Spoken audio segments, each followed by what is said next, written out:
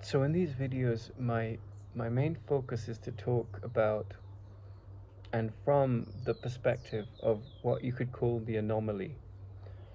So what I mean by the anomaly is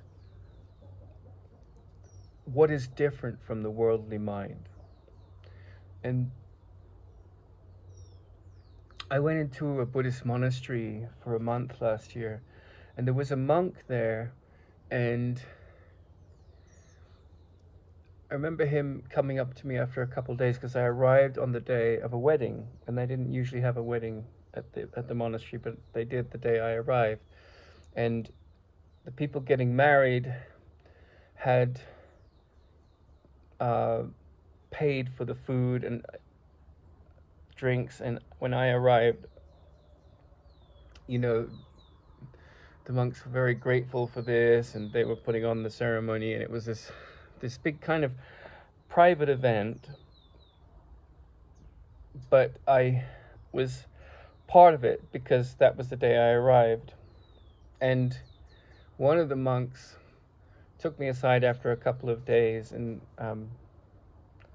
sort of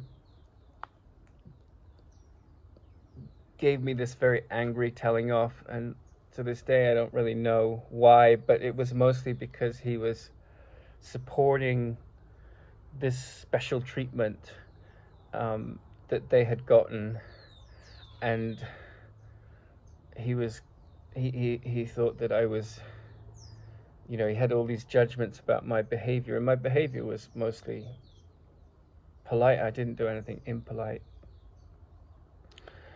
But when you live in a conclave like that, he'd spent 40 years there, a lot of the people in the monastery had no relationship with the way electronics had changed, and I had other things that I was organizing in the world, and there was no internet access in the monastery and so forth. But for me, I was taking notes on my phone, and that was a taboo. So there was lots of upset, and it was like a minor thing, it was like you're writing in a notebook. You could do that, but you couldn't write in a notepad. And obviously there was no internet, so it wasn't like I was using my phone to surf the net. And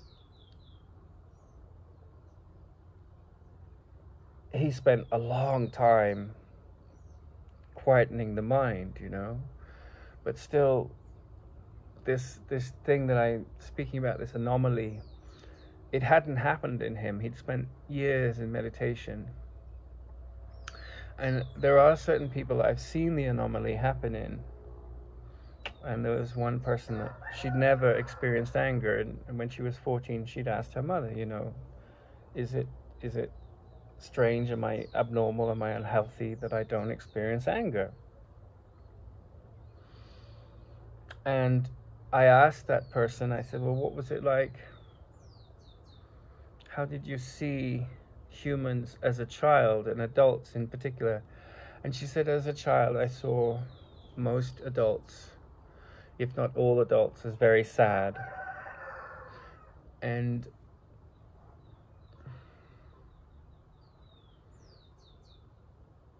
the other anomaly that I've met, particularly in my life, was my teacher. And he was a Sikh man that outgrew his Sikh religion, respected his people, but didn't conform to any religion.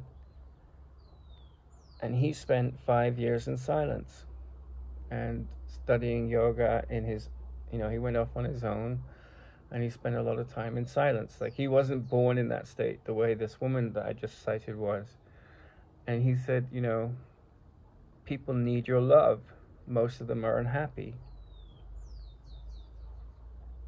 And so, it doesn't matter where you go in the world, contentment, like he said something very beautiful in one of the intros to his books. He said, we know very little about the landscapes of fulfillment. And if you're interested in the anomaly, right, this is, and we all are, unconsciously we're interested in it. Some of us are interested in it consciously. And by anomaly, I mean a state of mind that is fundamentally happy. And it's the anomaly. It's the world view that is not the norm. It's the world view.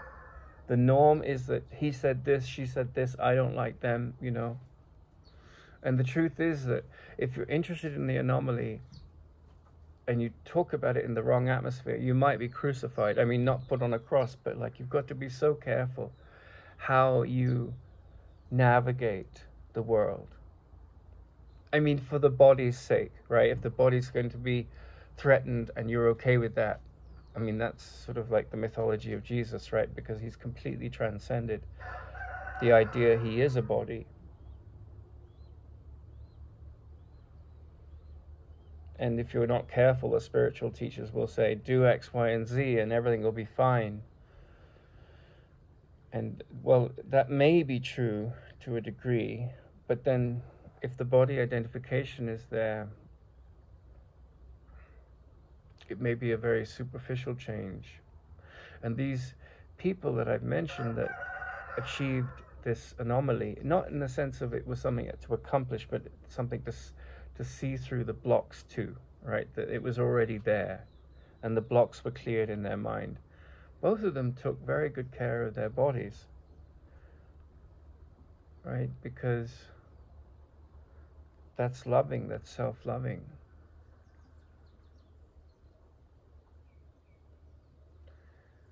But if you think of all the people that you find difficult in your life and the stories of those difficulties over time and how those people have come and gone and how some remain and how new ones are yet to come, that's the mirror in your mind to your resistance to the anomaly. Now, I'm not saying that those people aren't difficult. I'm not saying that they're not egocentric. I'm not saying that they're not petty and mean. I'm not saying that. I'm saying that those people are a reflection of a thought system which the anomaly ends, right? So they're stuck in that thought system and they're lonely and they're sad and they're bitter. And what they think is going to make them happy doesn't, ultimately. I mean, I'm not saying like you fall in love with this girl when you're a teenager and she falls in love with you. But, you know, this psychologist, Jordan Peterson, who's very famous in the world today, you know, he says the thing like, you know, if I gave you like multiple millions of dollars as an old person, or I gave you your young body back. He said, like, if most old people would choose their young body back. And you hear him talk, and he's very compelling, and he's very brilliant with statistics, and takes on all these, you know, trying to fix the world and so forth. But that was a trap I fell into for a while. You know, I thought the mind was about, you know, getting into all these complex politics, gender politics, country politics, religious politics. It's a trap.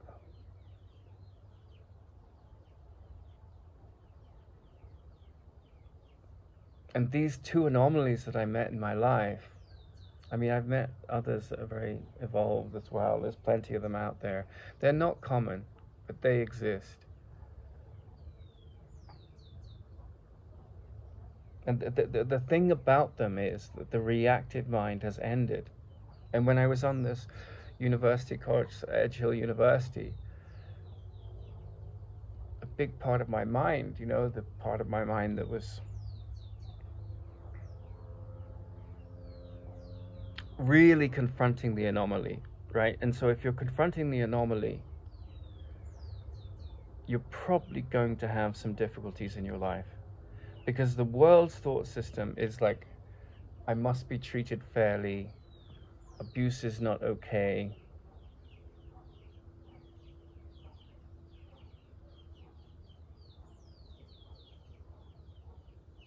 My story in the world is really important. And to you, relatively speaking, it is. But from the point of view of the curriculum of mastering the anomaly,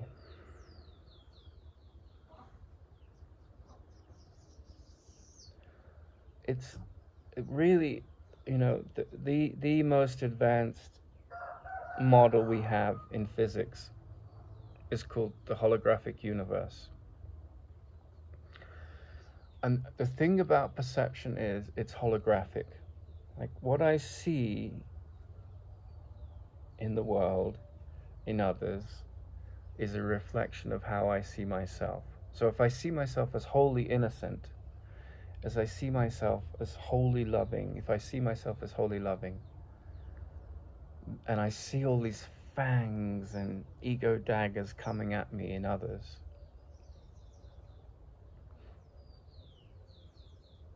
and yet I see myself as wholly loving, then that means what is attacking me, what is undermining me, what is judging me,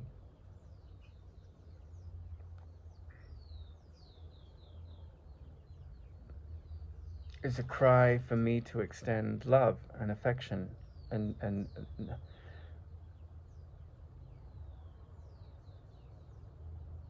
most of us, our definition of love is this very personal centered,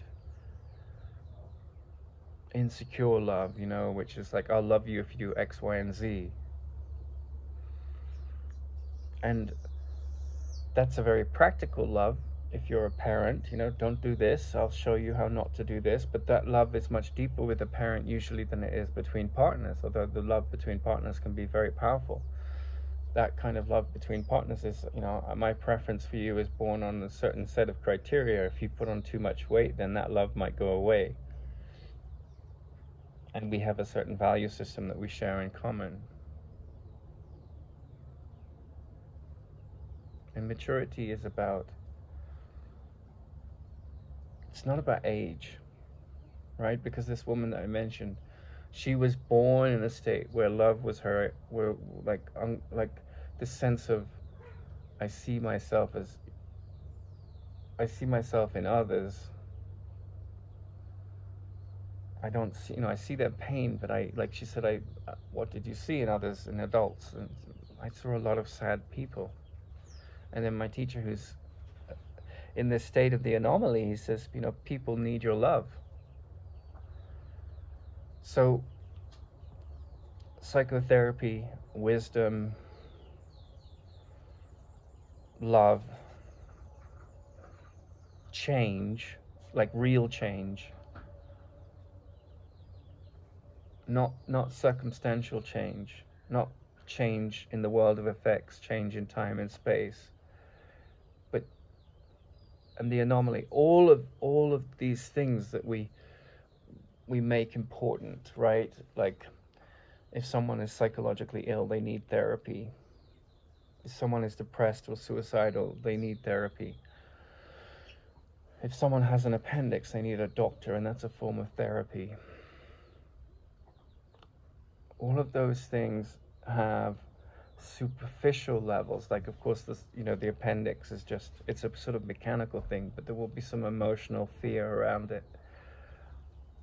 But the real change in this world isn't like physicists discovering a new galaxy or a new distant star or a new black hole or new elements of physics,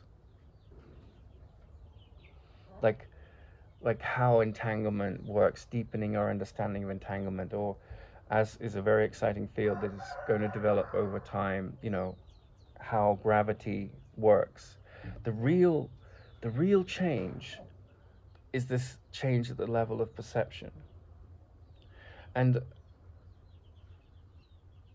people, I love animals, animals are so nice. Well, animals are just as, blinded by the idea they're a body as any other creature, as any human. So, in all my studies of the mind, there's only been one animal I've come across that achieved enlightenment, and that was a cow in India, right? In general, it takes for real change to happen, not you know, isn't that a cute animal? And like, oh, they love each other. I wish we could be like the animals. But this real change where there's a sophistication of sufficient like intelligence, and it's not intellectual intelligence. It's heart intelligence, and it the real change tends to happen in a few individuals, right? And if you're trapped in your religious beliefs or your atheistic beliefs or your humanistic beliefs, you know, the ego can use those. Say, well, you know, I'm justified in hating that person because, and give a long list of reasons. I mean, if you take the example of the leader of North Korea, I mean, he does horrific things, right, to his people. And then there was a man, I believe, in Belgium a few years ago, and like he raped his daughters and like kept them in a downstairs, and now he's in prison. Like he was just a monster, right? So the monsters of the world exist, right? It doesn't mean that you're, you know, when the anomaly becomes your most important focus, that you're running after like courting a friendship with those people. But what it does mean is that you're understanding that primarily, this doggy here. You're on camera. Say hello. Yeah. That primarily,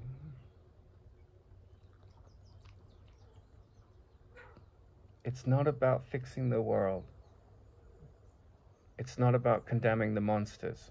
It's not about being for the monsters. But it's about this change in perception, right? Those people in your life that are bitter, that are judgmental, that are hateful, that are sad, they need your love, right? And it took me years to sit with that, right? And then to have all these different experiences of other people's example of their version of the anomaly. And there haven't been too many. Because the norm is to like hold all these grievances and to be trapped in the gooey sap of this lie about your nature. And the thing about the anomaly is there's no conversion to it. It's like, come join my religion, right? Or come join my philosophy. There's no, it's not something that comes from a place of like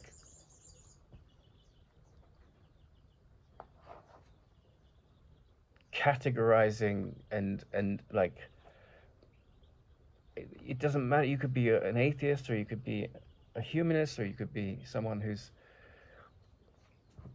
passionate about one religion or another. But if you're really interested in the anomaly, you're going to outgrow all of those things. Because the anomaly is fundamentally about one thing, happiness, right? And where happiness is found, and what happiness is. And when I say what happiness is, I mean what you are, right? And so that goes into what's looking.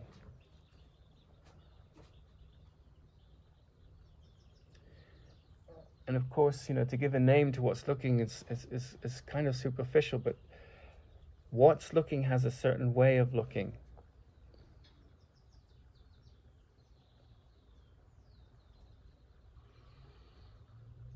There's a lot of flies around my head, so that's why my hands are moving so much. It's early morning in Ecuador. And you know, it was really funny because I could have had a really easy time on the degree course at Edge Hill University. It could have been really easy for me. But that's really drives home the point that like you have to have such discernment in this world. The Buddhist monks, the Christian monks, you know, they're like, it's our sect, it's our way. The psychotherapists, you know, the ego clings to anything. Like Carl Rogers is the way, and it's like a cult, you know. And then you have these PhDs that can write these arguments to say why someone is not, mentally ill, and they have such power, and like the police have their version of that, and then the courts have their version of that, and the politicians are like kind of these petty characters often, and then there's a whole in the context of all those different stories I've mentioned, there's the me and mine, I'm all right Jack, right? And then there's someone who's the anomaly, and he's taking care of his needs, and he's trusting in the unfolding of things. He's looked into the mirror of fear. I remember that person that I mentioned that said, I've never experienced anger. She said to me once, she said, do you have any idea what it's like to meet a completely fearless person? And when we think of fearless, we think of Rambo or some, big tough guy. But of course, they're not fearless. They're frightened of death, and they're protecting and defending. So completely fearless is very rare in this world, because the worldly thought system dominates. And then you see these very clever academics, Stephen Fry. Often I've thought he's quite close to being, he's manic bipolar, he's depressed, but he gets up on a stage and he says, I can't believe a God created the world, a God in which, there's some animal in the Amazon that buries into your eye and nests in the back of it and feeds off your eye, and there's all these horrible creatures that live off other creatures. Now, they're just part of the cycle of evolution. They're just, they need food, they need water. Everything here is limited, and if you don't feed the body, it dies, right? So you can live on grapes, or you can live on, depending on your metabolism, or you can, as a snake, you can live on rodents and so forth. So, but he says, I can't believe a God would create a world like that. And he's right. He's completely right. But then what people don't sort of start to contemplate is that maybe the world wasn't created by a God. And then the people like Richard Dawkins and the evolutionary biologists come in, and what they're doing is really looking at the aspects of the story of the form, right?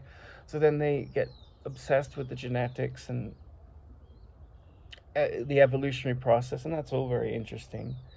But from a point of view of the anomaly, all of these people are sort of like arguing these logics in this dark room, and there's a door there, and when they finally find the door, they'll open it, and they won't be, a believer in God, and they won't be an atheist, and they'll probably still be a humanist, but in the enlightened sense where my perception is holographic. What I see in the stories around me reflects how I define myself. So if I am not of this world, yet I live in it, because if I think I am of this world, I'll be endlessly depressed, because it's an attack-defense world, right? My evolutionary strategy, unconsciously or consciously, means that I am going to be better protected, and me and mine, my family, my species, are going to be better protected. And then there'll be all those factions of tribes and my group within the species, right? And then there'll be interspecies wars, Just, Tom and Jerry is a comedy about like these interspecies wars. And from the point of view of a healed mind or a healing mind, the tragedy of all that I've just described becomes a little bit more comical, like, from a certain distance, tragedy has a certain spiritual distance. Tragedy has a comic aspect to it. All our comedy is based on that, It's all about, oh God, that didn't happen to me. Oh God, that happened to him. Wait, what a fool, or how unlucky he is, how lucky I am. Phew. That's what our comedy tends to be about. So it's like where we take tragedy and we put ourselves at a distance, or we talk about the tragedy of a political party's belief system or policy, or a politician's, fumble, and then we cancel people, and then we laugh about it because we're not as screwed up as they are. But there's no love in any of it, usually. And I'm not like, I think comedians have a really important role to play, and I actually think the cancel culture is very toxic in the sense that if we don't have free speech, we can't hear those voices that point out our flaws and do it in a way that we can laugh at ourselves. I think comedians are really important that way. But the politically correct lobby have become so powerful, and it's all this victim mind that has to be protected and defended, and like we're so offended and so forth. And from the point of view of the anomaly, it just doesn't make sense anymore, and there's no judgment of these people. There's a sort of like healthy discrimination. But that psychotherapy course and the pretentiousness of the politically correct, and the sort of the aggressiveness of the people that attack the politically correct, and then the Me Too movement, and let's attack men, and then the chauvinists of the world, they're all coming from a place of, as my teacher said, they're not very happy. They need your love. And that would sit with me for a long time, but it has no meaning, right? It's a beautiful sentiment, what he's saying. It's true that when we look at the world, most people are unhappy. If you dig a little bit down, they've got all these grievances. But what he was really pointing at was like, if you're interested in the purpose of life, and it's not work, and it's not family, and it's not all these things, these accoutrements, your hobbies and so forth, there's nothing wrong with those things. They can lead to a lovely, balanced life. But it's this anomaly.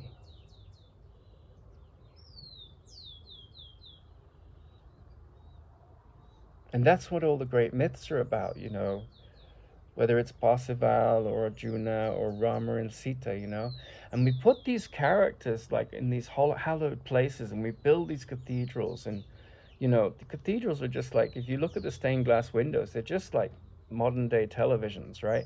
And they took the most exalted stories they could, and they had the villains, and they had the saviors from the villain complex, the pain mechanism. And that will always be at the heart of our deepest mythologies. We'll have all this daytime TV, which is basically, he said, she said, some,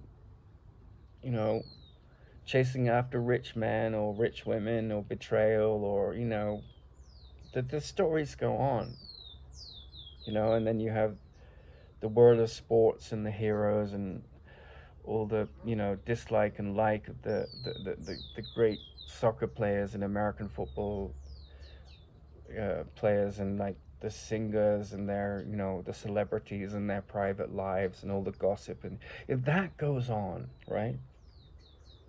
And you don't judge any of it, because that's what the mind of is that hasn't like come upon the anomaly is interested in. It's just like, well, it's this sort of fantastic world. But at some point, beyond all these, and within the context of all these stories, the anomaly rises.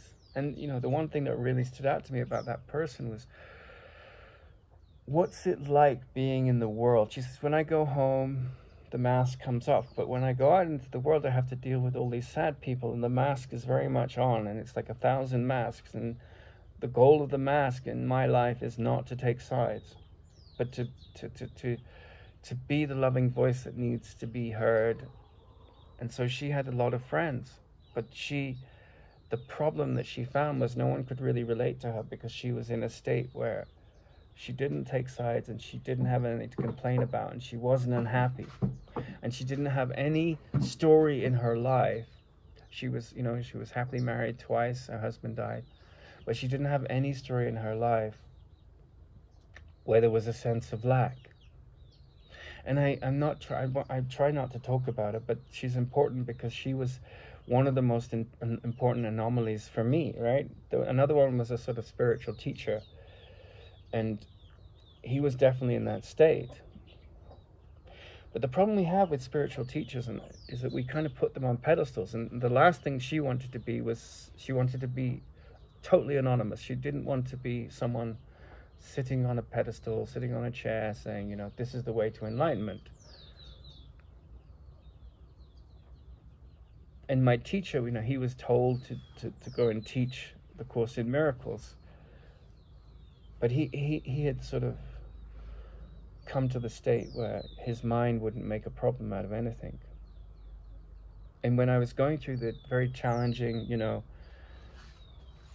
insecure, petty attacks that were happening to me at the University of Edge Hill, you know, it was extremely physically stressful because I was put in a very challenging place. I had to come up with a solution, and I had to trust, and that led me eventually to Ecuador, where I'm sitting now. I've been back and forth twice now